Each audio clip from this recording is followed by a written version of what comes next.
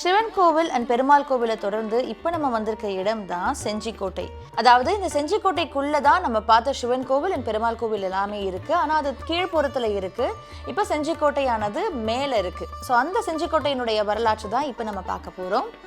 செஞ்சிக்கோட்டையினுடைய ஆரம்ப கால வரலாறுன்றது தெளிவாக குறிப்பிடப்படலை. ஆனால் அது 13ஆம் நூற்றாண்டுல சிறு குறு மன்னர்களால் ஆளப்பட்டதுன்னு சொல்றாங்க.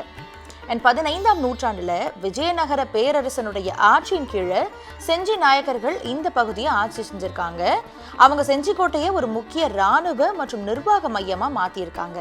செஞ்சி நாயக்கர்கள்ல குறிப்பிடத்தக்கவரான பெத்த கிருஷ்ணப்ப நாயக்கர் காலத்துல தான் 3 குன்றுகளை சேர்த்து இந்த கோட்டையினுடைய மதில் சுவர் கட்டப்பட்டிருக்கு. 1649 பிஜப்பூர் சுல்தான்கள் செஞ்சியை கைப்பற்றினாங்க. அதுக்கப்புறமா மராட்டியர்கள், முகலாயர்கள் மற்றும் கர்நாடக நவாப்களால இந்த கோட்டையானது ஆளப்பட்டிருக்கு. 18ஆம் நூற்றாண்டுல ராஜா தேசிங்ன்ற ராஜ்புத் தலைவர் செஞ்சியை ஆண்டாரு. அவருடைய வீரதீர செயல்கள் காரணமா செஞ்சிக்கோட்டை இந்திய வரலாற்றுல ஒரு முக்கிய இடத்தை பிடிச்சிருக்கின்றத யாராலையும் மறுக்க முடியாது.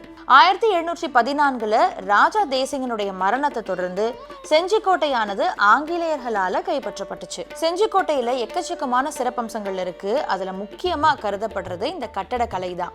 செஞ்சிக்கோட்டை அதோட வலிமையான சுவர்கள், உயரமான கோபுரங்கள் அண்ட் விசாலமான தானிய கிடங்குகளுக்கு பெயர் பெற்றுச்சு. கோட்டை 3 குன்றுகள் மேலதான் கட்டப்பட்டிருக்கு. அதோடைய பெயர்கள் என்னன்னா கிருஷ்ணகிரி, சந்திரகிரி அண்ட் ராஜகிரி.